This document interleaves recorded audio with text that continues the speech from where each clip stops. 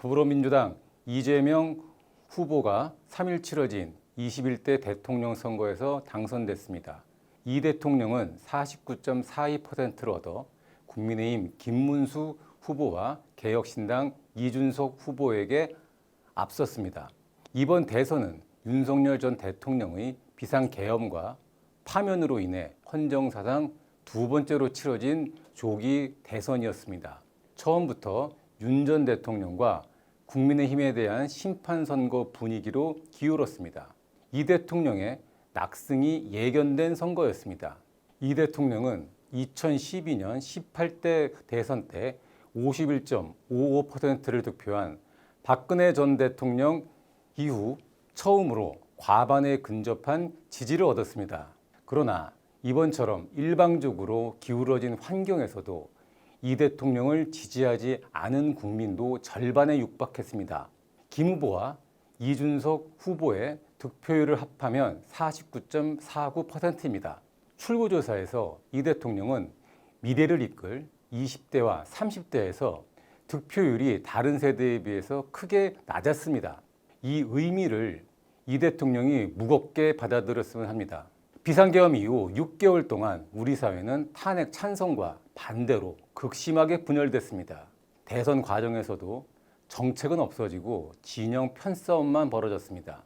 진영, 세대, 지역으로 갈라진 정치 풍토가 이제는 사회 곳곳으로 번져 어떻게 손을 써볼 수 없는 지경에 이르렀습니다. 역대 정부가 모두 대선 승리 직후에는 분열을 치유하고 갈라진 나라를 통합하겠다고 약속했습니다. 그러나 실제로는 편가르기 정치가 오히려 더 심해졌습니다.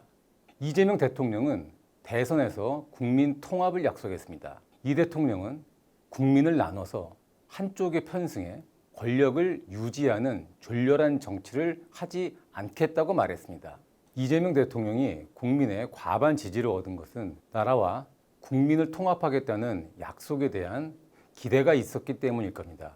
그러나 이 대통령은 통합을 강조하면서도 이번 선거는 압도적 응징의 날이라거나 구체적 근거를 제시하지 않은 채 정부와 국민의힘의 계엄 책임자들이 숨어 있다고 말했습니다. 어느 말이 진심인지는 곧 판명 날 겁니다. 지금 나라 안팎을 둘러싼 환경은 이 대통령에게 잠시라도 승리의 기쁨을 누릴 여유조차 허용하지 않고 있습니다. 한국은행이 경제 성장률 전망치를 1.5%에서 0.8%로 낮출 정도로 경제가 벼랑 끝 상황입니다. 당장 트럼프와 관세 협상을 해야 합니다. 이는 주한미군 문제와 직결되어 있습니다. 미국의 트럼프 행정부는 대북 협상용으로 주한미군 감축 옵션을 검토하고 있다고 합니다. 경제와 외교 안보를 포함한 모든 문제가 이 대통령의 선택에 따라 큰 진폭을 보일 수 있습니다. 경제를 안정시키고 외교 안보의 퍼즐을 풀어가려면 무엇보다 사분오열된 나라를 하나로 만들어야 합니다. 이재명 대통령은 국회에서 190석 가까운 의석을 갖고 있습니다. 곧 사법부도 장악할 수 있고 내년엔 지방 권력도 석권할 가능성이 있습니다.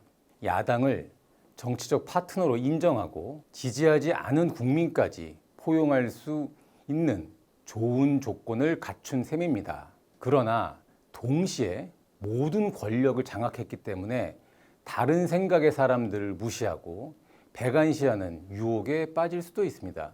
이 대통령이 절대 권력자로 군림할 것이냐, 국민이 부여한 권한을 활용해 나라를 통합할 것이냐는 이 대통령의 선택입니다.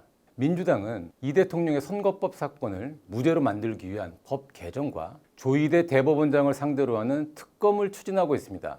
이 두 가지 문제는 이 대통령이 어느 길로 가느냐를 판단할 수 있는 시금석이 될 것입니다.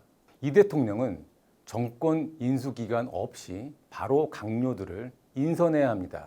국민들은 첫 인사를 통해 정권의 방향을 가늠하게 될 겁니다. 이재명 대통령은 민주당 대선 후보 수락 연설에서 허튼 이념 논쟁에 빠지지 않고 통합으로 우리 잠재력을 최대한 끌어올리겠다고 말했습니다. 이 약속을 지켜주기 바랍니다.